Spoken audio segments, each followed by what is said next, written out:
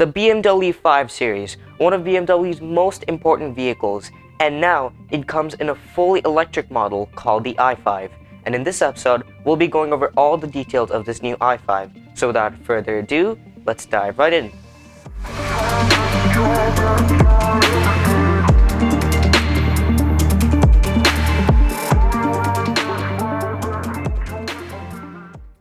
The i5 comes in two different models, the eDrive 40 and the M60. The eDrive 40, which is rear-wheel drive, can go to 0 to 60 miles per hour in 5.7 seconds, has 335 horsepower, it has 295 miles of range, and starts at $69,000. The M60, which is all-wheel drive, can go to 0 to 60 miles per hour in 3.7 seconds. It has 590 horsepower, 256 miles of range, and starts at $86,000. So overall, the eDrive 40 has better range than the M60, but the M60 is more sporty than the eDrive 40. From the front, you can see the i5 has a grille. Since this vehicle shares its production line with the regular 5 Series that runs on gas, all 5 Series models will have a grille on them. And I'm glad it's not like some of those grilles BMW is going for, like on the i7, the i4, the iX.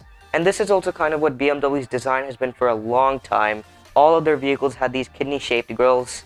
The headlights, they look more futuristic than the old 5 Series, but I'm not a big fan of the shape of these headlights. I think the old headlights looked slightly better than these new ones. And then the lower part of the bumper, you can see there's lots of design going on. There are lots of black areas and vents.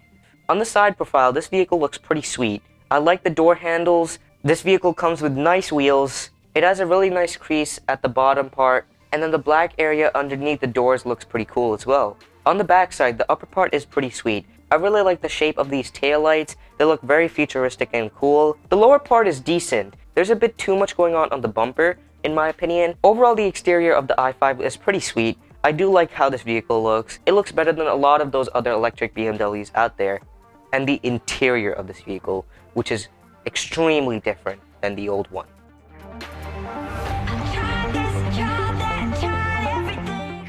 Look at the interior of this vehicle. Wow. That's the first thing you're gonna go like, wow, when you look at the interior of this vehicle. Compared to the old one looked pretty sensible, but wasn't super exciting on the inside. This one though, you go like, wow. Especially that ambient lighting all over the vehicle. That ambient lighting is beautiful, and I really like the look of that 3-spoke steering wheel.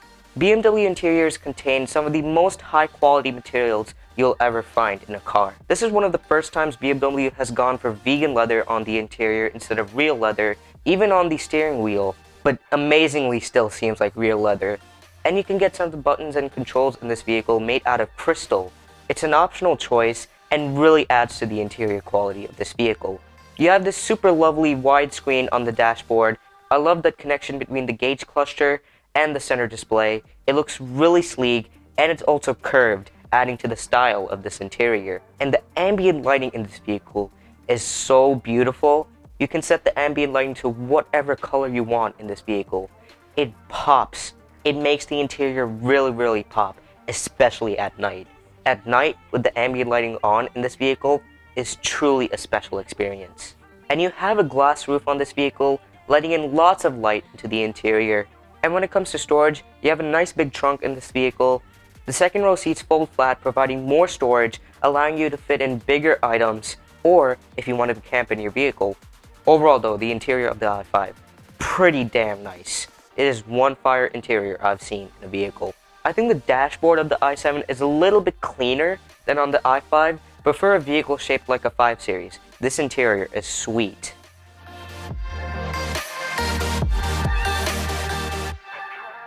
You get Apple CarPlay and Android Auto as standard, and both of these systems have wireless connection capability.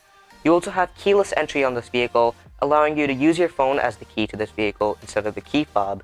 You can watch YouTube on the center display while you're in park. You do not want to watch YouTube when you're in drive. And you can pair your i5 with Alexa, allowing you to control your i5 through Alexa. And on the center display, you can also play games. And the cool thing about this is you can use your phone as the controller for the games. That is really cool. For instance, you can play games in your vehicle while you're charging. And it is a sweet experience, especially the fact that you can use your phone as the gaming controller.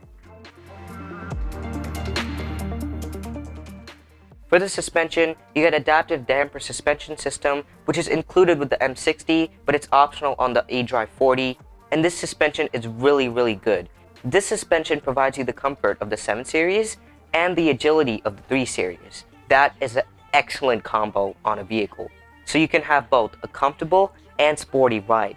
It has self-leveling rear air suspension, which is included on both i5 models. This is used to keep the vehicle in level when you put heavy items into the trunk, and you also have active anti-road stabilization.